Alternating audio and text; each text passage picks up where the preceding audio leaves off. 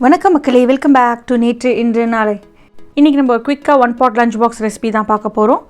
இன்னைக்கு நம்ம பார்க்க போற ரெசிபி sorakkai புலாவ். ரொம்ப ஹெல்த்தியான இந்த ஒன் பாட் ரைஸ் பண்றது ரொம்ப ஈஸி. இத நான் எப்படி பண்ணேங்கறத பார்க்கிறதுக்கு முன்னாடி நம்ம சேனலுக்கு நீங்க ஃபர்ஸ்ட் டைமா வரீங்கன்னா மறக்காம Subscribe பண்ணுங்க. வாங்க வீடியோக்குள்ள போலாம். ஒரு கடாயில 2 டேபிள்ஸ்பூன் எண்ணெய், 1 டேபிள்ஸ்பூன் நெய் சேர்த்துக்கலாம்.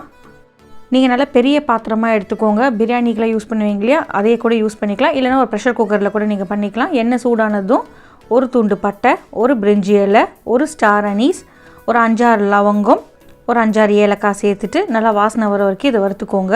சொரக்காயில பார்த்தீங்கன்னா பசங்க அப்படியே காய் பண்ணி கொடுத்தீங்கன்னா சாப்பிட மாட்டாங்க. ஸோ இந்த மாதிரி புலாவ் பண்ணி கொடுத்தீங்கன்னா கண்டிப்பாக அவங்க சாப்பிட்ருவாங்க. சொரக்காயில் எக்கச்சக்கமான ஹெல்த் பெனிஃபிட்ஸ் இருக்குங்க.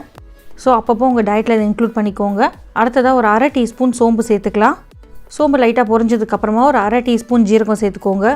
இந்த முழு கரம் மசாலாலாம் சேர்த்ததுக்கப்புறமா ஒரு 2 வெங்காயத்தை நீட்டமாக ஸ்லைஸ் பண்ணிவிட்டு இதிலேயே சேர்த்துக்கலாம். வெங்காயம் நல்லா வதங்கட்டும். வெங்காயம் கலர் மாறுற வரைக்கும் நம்ம பொறுமையாக சாட்டே பண்ணிக்க போகிறோம். காரத்துக்கு இது கூடவே நான் ஒரு பச்சை மிளகாயை கீறிட்டு சேர்த்துருக்கேன். அடுத்ததாக டேஸ்ட்டுக்காக ஒரு பாதி தக்காளி சேர்த்துக்கலாம். தக்காளி உங்கள் ஊரில் சீப்பாக கிடைக்குதுன்னா கூட இன்னொரு பாதியும் சேர்த்துக்கோங்க. தக்காளி நல்லா குக் ஆகிற வரைக்கும் இந்த எண்ணெயில் தக்காளியை வதக்கிக்கலாம். தக்காளி வதங்கினதுக்கப்புறமா நம்ம இஞ்சி பூண்டு விழுது சேர்த்துக்க போகிறோம். நான் இன்றைக்கி 2 டீஸ்பூன் இஞ்சி பூண்டு விழுது சேர்த்துருக்கேன். இஞ்சி பூண்டு விழுது வீட்டில் பண்ணிங்கன்னா உங்களுக்கு ஹெல்த்துக்கும் நல்லது, வாசனையாகவும் இருக்கும். நான் எப்போவுமே இஞ்சி பாதி அளவு எடுத்தேன்னா அதுக்கு 2 மடங்காக பூண்டு எடுத்துப்பேன். இஞ்சி பூண்டு விழுது சேர்த்ததுக்கப்புறமா அதோட பச்சை வாசனை போகிற வரைக்கும் நீங்கள் இதே மாதிரி கைவிடாமல் வதக்கிட்டே இருங்க. பச்சை வாசனை போனதுக்கப்புறமா நம்ம க்யூப்ஸாக கட் பண்ணி வச்சுருக்க சொரக்காவை சேர்த்துக்கலாம். நீங்கள் ஒரு பெரிய சொரக்காய் எடுத்திங்கன்னா உங்களுக்கு இந்த ரெசிபி கரெக்டாக இருக்கும்.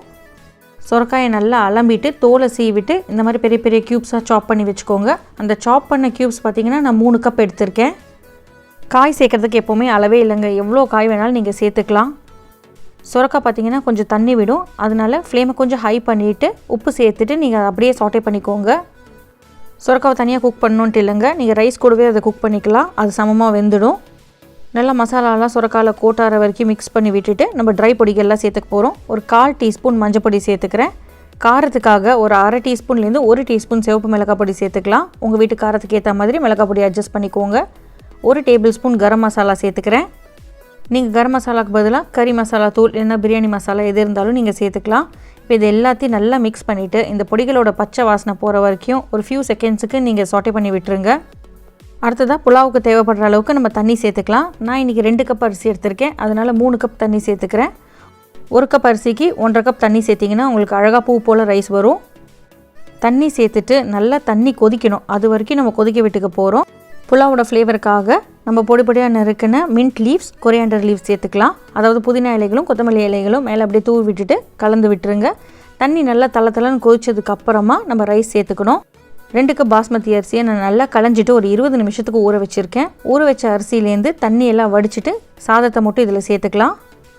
நான் மறுபடியும் ரிப்பீட் பண்ணிக்கிறேங்க. தண்ணி கொதிச்சதுக்கப்புறமா தான் நீங்கள் அரிசி சேர்க்கணும். அரிசி சேர்த்துட்டு ஜென்டிலாக மிக்ஸ் பண்ணி விடுங்க. ஃபோர்ஸ் கொடுத்து நீங்கள் மிக்ஸ் பண்ணிங்கன்னா அரிசி உடஞ்சிடும்.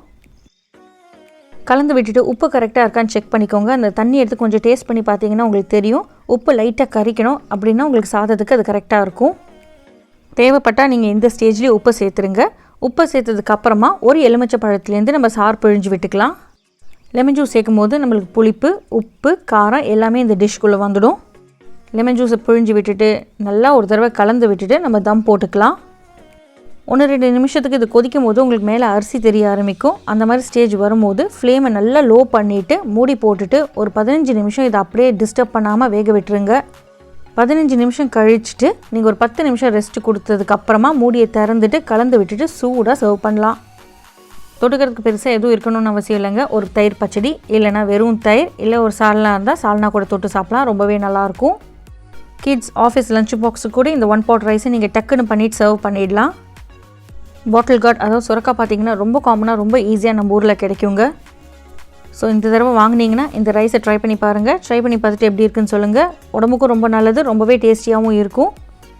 இந்த ரெசிபியை உங்கள் வீட்டில் ட்ரை பண்ணி பார்த்துட்டு எப்படி இருக்குன்னு சொல்லுங்கள். நம்ம சேனலுக்கு நீங்கள் ஃபர்ஸ்ட் டைமாக வரீங்கன்னா லைக் பண்ணுங்கள், ஷேர் பண்ணுங்கள், மறக்காமல் சப்ஸ்கிரைப் பண்ணுங்கள். இன்னும் நல்ல வீடியோட உங்களை நான் நாளைக்கு சந்திக்கிறேன். until then take care, bye bye. Thanks for watching.